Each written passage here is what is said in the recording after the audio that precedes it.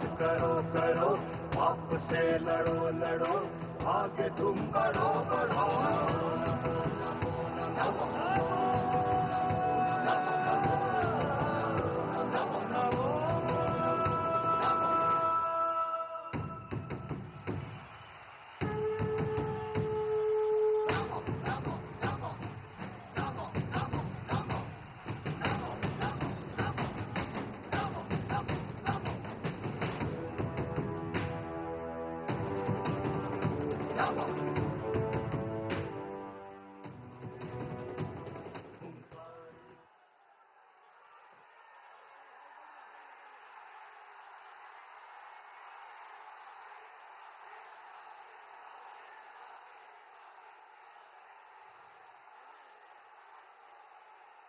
আমাদের মধ্যে উপস্থিত হয়েছেন আমাদের বিশ্বের সর্ববৃহৎ নেতা, বিশ্ববরেণ্য নেতা, সম্মানীয় আমাদের প্রধানমন্ত্রী শ্রী নরেন্দ্র দাস দামোদর দাস মোদিজি, আমাদের গর্ব। মোদিজিকে অঙ্গবস্ত্র দিয়ে সম্বর্ধনা জানাবেন আমাদের পশ্চিম মেদিনীপুর জেলার সম্মানীয় সভাপতি শ্রী সুদাম পণ্ডিত মহাশয়। সুদামদাকে অনুরোধ করব মোদিজিকে সম্বর্ধনা জানানোর জন্য। মেদিনীপুরের লোকসভার প্রার্থী অগ্নিমিত্রা পাল দিদিকে অনুরোধ করব মোদিজিকে নন্দগোপালের মূর্তি দিয়ে ওনাকে সম্বর্ধনা জানানোর জন্য।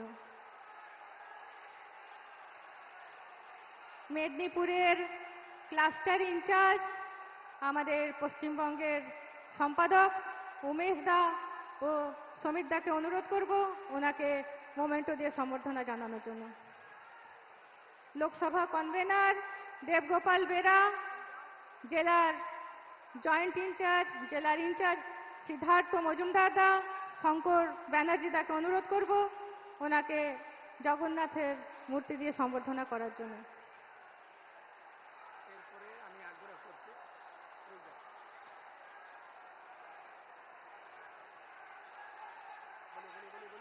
এরপর আমি আগ্রহ করছি আমাদের পশ্চিমবঙ্গের রাজ্য সভাপতি, আমাদের লড়াকু নেতা সম্মানীয় ডক্টর সুকান্ত মজুমদার মহাশয়কে ওনার বক্তব্য রাখার জন্য। भारत माता की, भारत माता की। महान देशेर महान नेता Narendra Modi, Narendra Modi, Narendra Modi, Narendra Modi, JP Nadda, JP Nadda, JP Nadda. Bharat माता की, भारत माता की। जय श्री राम, जय जय श्री राम।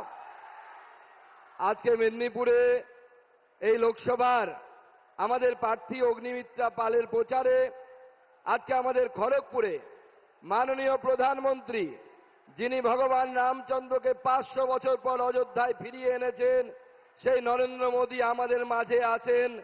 একবার জোরে হাততালি দিয়ে আর মায়েরা উলুধ্বনি দিয়ে মাননীয় প্রধানমন্ত্রীকে স্বাগত জানাবেন। মায়েদের কাছে অনুরোধ করব উলুধ্বনি দিন, মাননীয় প্রধানমন্ত্রীকে উলুধ্বনি দিয়ে স্বাগত জানান। উপস্থিত আছেন আমাদের এখানকার প্রার্থী অগ্নিমিত্রা পাল, যিনি আমাদের রাজ্যের সাধারণ সম্পাদক।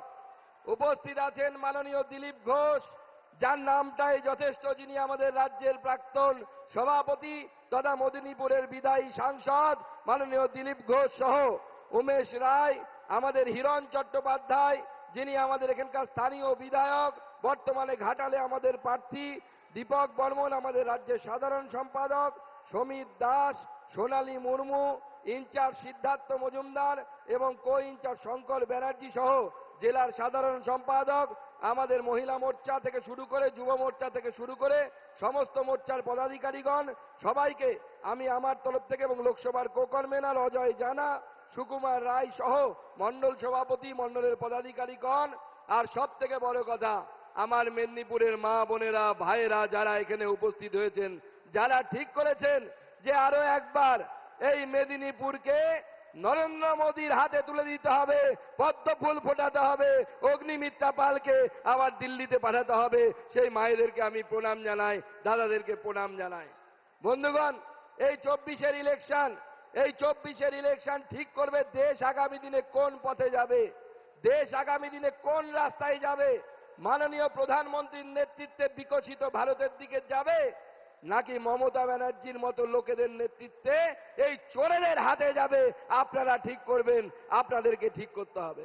বন্ধুগণ, এই চোরেদের হাতে কি আমরা এই গোটা দেশকে তুলে দেব কি? তাহলে আগামী দিনে যে নির্বাচনে আপনাদের হাতে বাবা সাহেব আম্বেদকর যে অধিকার দিয়েছে, সেই অধিকারকে প্রয়োগ করুন, পদ্ম ফুলে ভোট দিন, আর বাড়ি বাড়ি গিয়ে নরেন্দ্র মোদীজির আশীর্বাদ ও প্রণাম পৌঁছে দিন, আর বলুন যে পদ্ম ফুলে আর একবার ভোট দিয়ে এই মেদিনীপুর লোকসভা নরেন্দ্র মোদীকে আমরা উপহার তুলে দিই, এই নরেন্দ্র মোদীর হাতে আমরা এই লোকসভাকে তুলে দিই। কারণ দিদিমণি চায় না যে এই লোকসভা থেকে শুরু করে পশ্চিমবঙ্গে ভারতীয় জনতা পার্টি আবার আগের থেকে বেশি সিট নিয়ে সামনের দিকে যাক। কারণ মমতা বন্দ্যোপাধ্যায়ের তাহলে পরে অভিসন্ধি সেখানে পূরণ হবে না। তার অভিসন্ধি কি? তিনি বলছেন ভারত সেবাশ্রম সংঘ কেন পলিটিক্স করবেন, কেন রামকৃষ্ণ মিশনের কিছু স্বামীজি বিজেপিকে ভোট দেওয়ার কথা বলবেন, কখনো বলছেন ইসকন কেন বিজেপিকে ভোট দেওয়ার কথা বলবেন। দিদিমণি, যখন ইমাম অ্যাসোসিয়েশন থেকে যখন চিঠি দেয়া হয় যে তৃণমূলকে ভোট দিন, তখন তো তোমার মুখ দিয়ে শব্দ বেরোয় না। এখন যখন ইসকন বলছে, ভারত সেবাশ্রম বলছে, তখন তোমার জ্বালা জুড়ে যাচ্ছে। তাই আমি, মুখ্যমন্ত্রী তো নির্লজ্জ আমাদের, তিনি কারো কাছে ক্ষমা চাইবে না। তিনি রামকৃষ্ণ মিশন, ভারত সেবাশ্রম সংঘ, ইসকনের অবদান জানে না। আমি বাঙালি হিসাবে, এই রাজ্যবাসী হিসাবে স্বামী পরমানন্দজি মহারাজ থেকে শুরু করে বিবেকানন্দ, রামকৃষ্ণ পরমহংস থেকে শুরু করে এবং প্রভুপাদ থেকে শুরু করে তাদের উত্তরসূরিদের কাছ থেকে আমি হাত জোর করে ক্ষমা চেয়ে নিচ্ছি যে আমাদের মুখ্যমন্ত্রী তিনি আপনাদেরকে যে অপমান করেছেন, সেই অপমান আপনারা যোগ্য ছিলেন না। আপনারা এই ভারতবর্ষকে সামনের দিকে নিয়ে গেছেন। সেই জন্য আগামী দিনে নরেন্দ্র মোদীর নেতৃত্বে এই সরকারকে আবার সামনের দিকে নিয়ে যেতে হবে, যিনি আগামী দিনে 5 বছর 80 কোটি মানুষকে ফ্রিতে রেশন দেওয়ার ব্যবস্থা করেছে। এটা নরেন্দ্র মোদীর গ্যারান্টি। কি রেশনে গেলে ফ্রিতে রেশন পাচ্ছি তো? আর তৃণমূলের গ্যারান্টি কি? মোদিজি রেশন পাঠাবে আর তৃণমূল সেই রেশন চুরি করবে। এটা হচ্ছে মোদিজির গ্যারান্টি। এটা মোদিজির গ্যারান্টি, আর তৃণমূলের গ্যারান্টি হচ্ছে রেশন চুরি করা। তাই আগামী দিনে বন্ধুগণ, আমি আমার বক্তব্যকে দীর্ঘায়িত করব না। মাননীয় প্রধানমন্ত্রী আমাদের মাঝে উপস্থিত আছেন, তাকে বক্তব্য রাখার জন্য আমি আহ্বান জানাবো। মাননীয় প্রধানমন্ত্রীকে অনুরোধ করব তার বক্তব্য রাখার জন্য। মাননীয় প্রধানমন্ত্রীকে জোরে ধ্বনি দিয়ে স্বাগত জানান।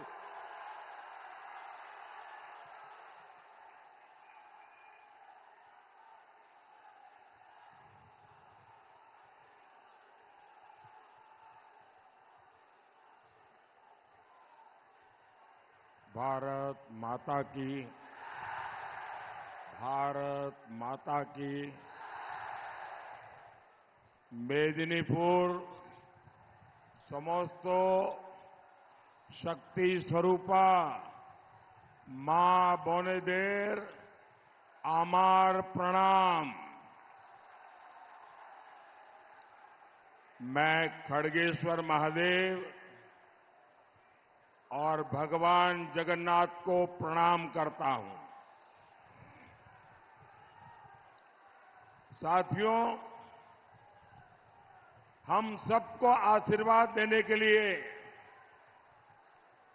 उमड़ा ये जन सैलाब, मेदिनीपुर का ये माहौल ये बता रहा है पूरा बंगाल विकसित भारत के लिए संकल्प ले चुका है। पूरा बंगाल ठान चुका है इस बार भी केंद्र में एक मजबूत सरकार बनानी है और इसलिए कश्मीर हो या कन्याकुमारी,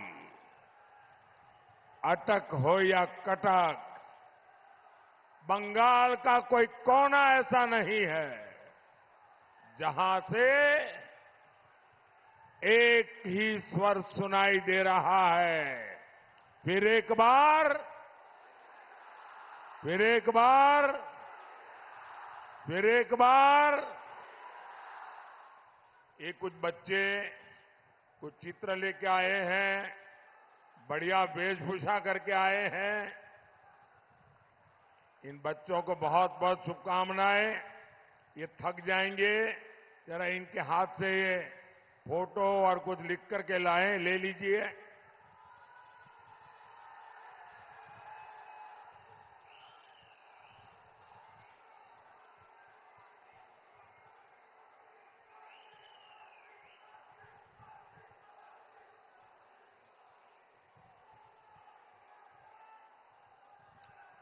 जय श्री राम, जय श्री राम।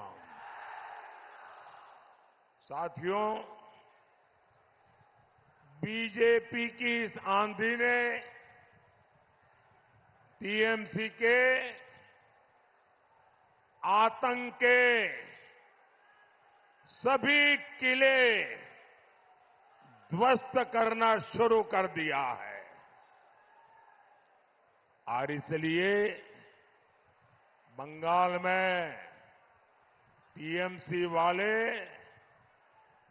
जरा ज्यादा ही बौखलाए हुए हैं। अब बस 25 मई को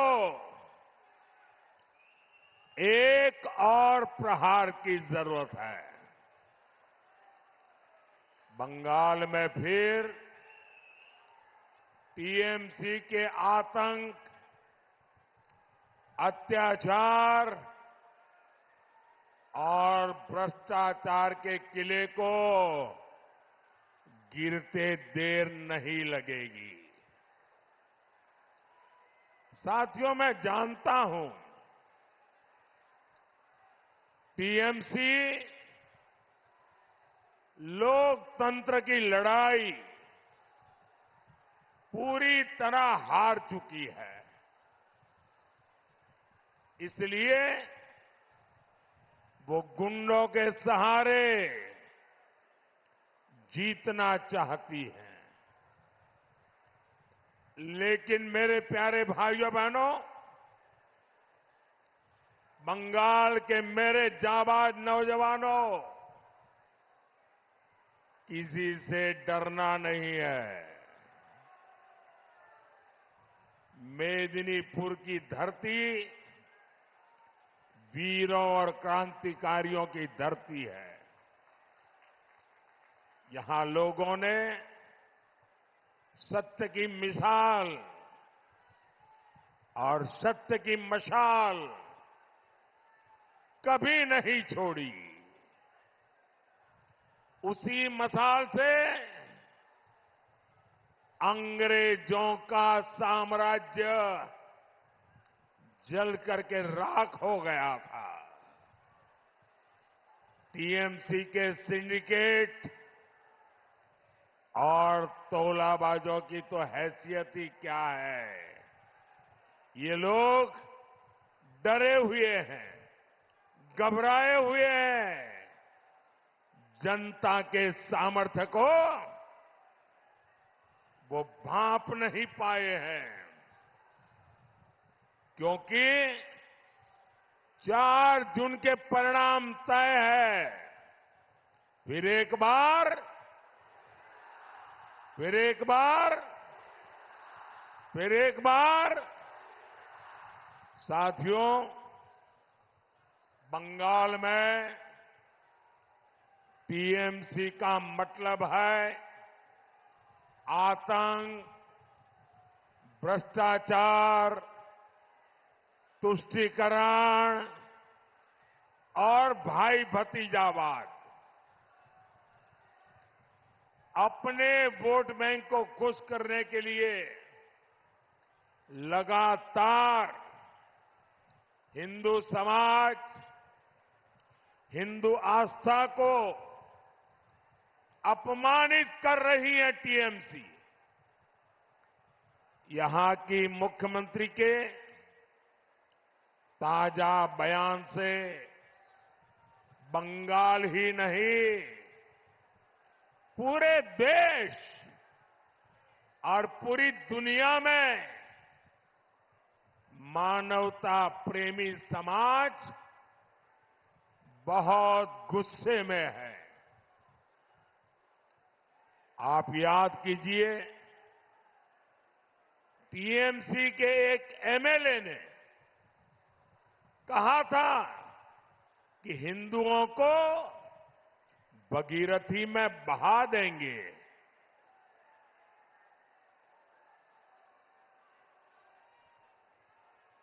संतों ने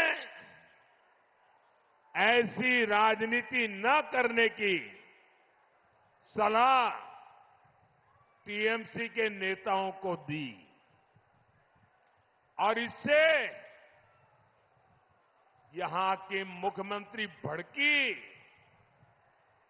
और मुख्यमंत्री ने सारी हदें पार कर दी है। मुख्यमंत्री ने रामकृष्ण मिशन, इस्कॉन और भारत सेवाश्रम संघ पर भद्दे भद्दे आरोप लगाए हैं, संत समाज का अपमान किया है। साथियों, ये हिंदुओं को मिटाने की बात करने वाले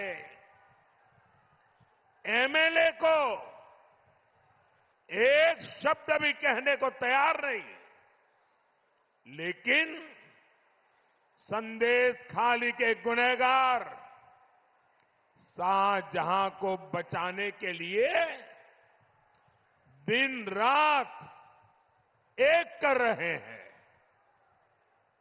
ये लोग राम का नाम लेने वालों को गालियां देंगे।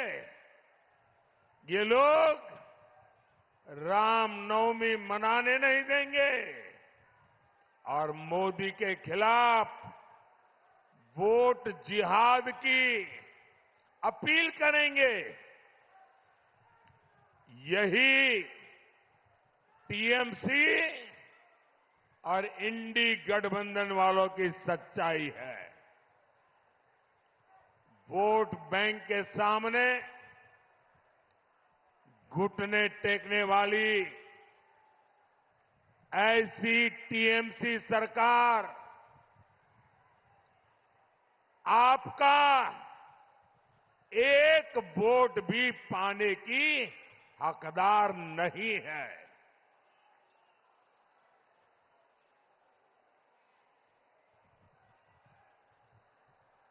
साथियों,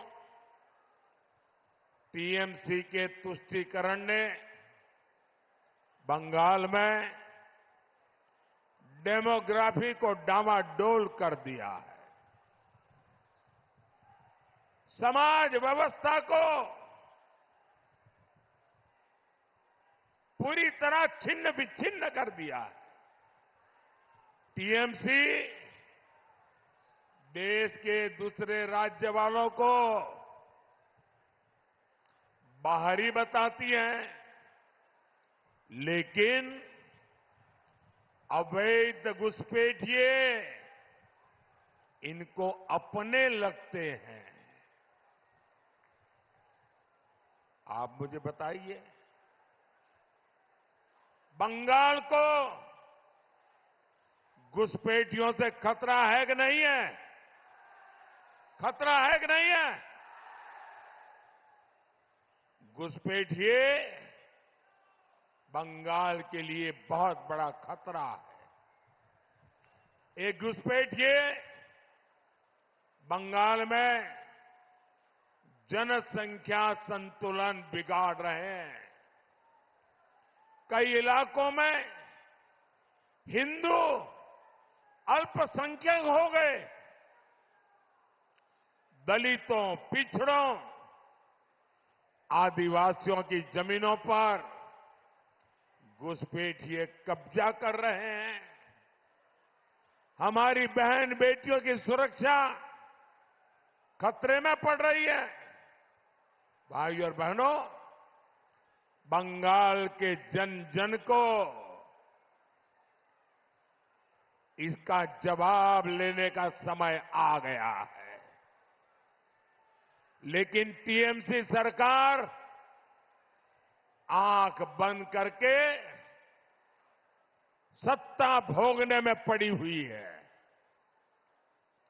आपको पता है ना, घूसपैठियों का फर्जी राशन कार्ड और आधार कार्ड कौन बनाता है? कौन बनाता है? टीएमसी सरकार बनवाती है कि नहीं बनवाती है? एक घुसपैठिए आपके लिए भले ही आफत है,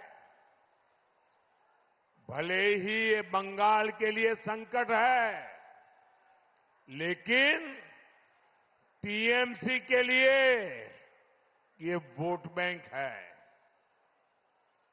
जहां जहां हिंदू अल्पसंख्यक हो गए हैं, जहां जहां घुसपैठियों के वोट बढ़ गए हैं, टीएमसी उन्हें अपनी सुरक्षित सीट मानती है।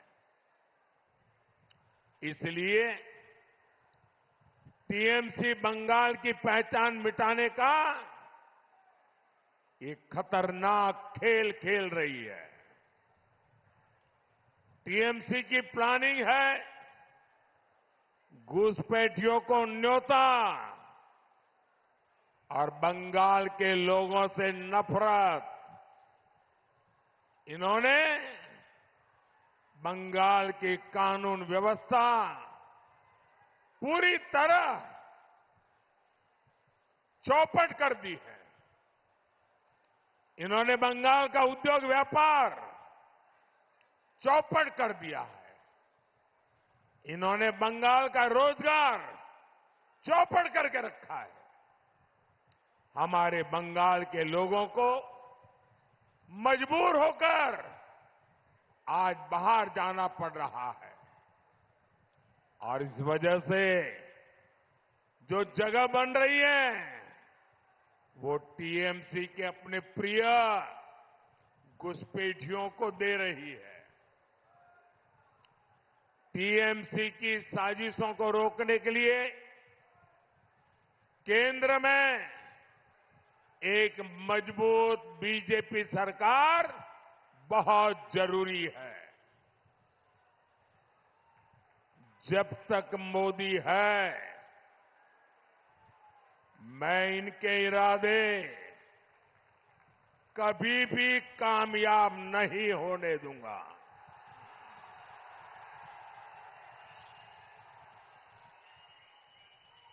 और ये मोदी की गारंटी है।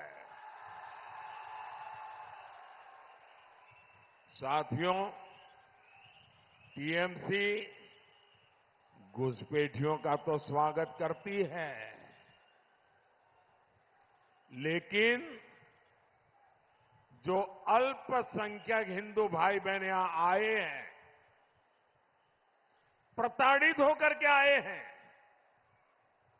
उन्होंने देशों से निकाले गए हैं, उनका वो घोर विरोध करती है।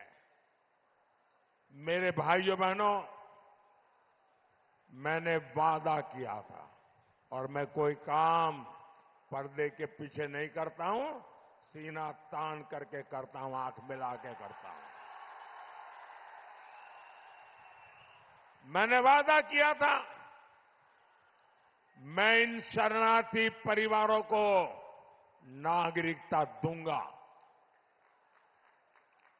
ये देश और बंगाल के विभाजन के समय से हमसे उम्मीद लगाए हुए हैं। ये हमारे भाई बहन हैं। इनमें हमारे दलित भाई बहन हैं, हमारे आदिवासी भाई बहन हैं, हमारे पिछड़े समाज के लोग हैं। लेकिन टीएमसी इनकी मदद का विरोध कर रही है, सीएए का विरोध कर रही है और ये कह रही है कि हम सीएए को लागू नहीं होने देंगे, हम सीएए को उलट कर देंगे। जरा टीएमसी वाले, कांग्रेस वाले, लेफ्ट वाले दीवार पे लिख के रखना, मोदी जब तक जिंदा है ना कुछ नहीं कर पाओगे, कुछ भी नहीं कर पाओगे। साथियों, सीएए ये नागरिकता देने का कानून है।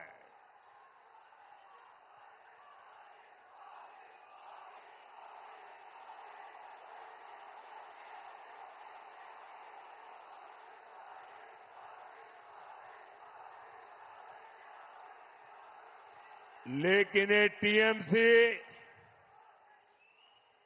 झूठ बोलने की उसकी आदत जाती नहीं है। दिन रात झूठ बोलती रही कि सीएए का फॉर्म भरा तो नागरिकता चली जाएगी।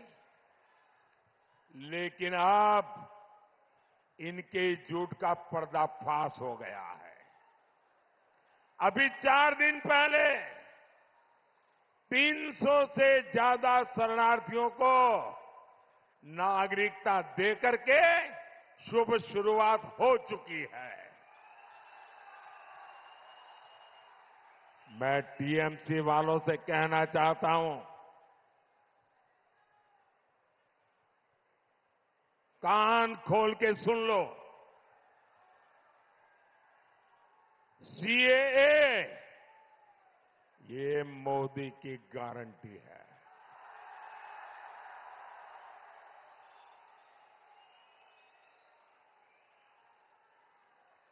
हिंदू, बौद्ध, सिख, जैन, ईसाई, पारसी, अल्पसंख्यकों को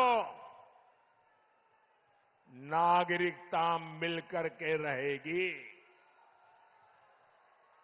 और अवैध घुसपैठियों का आतंक बंद होकर के रहेगा।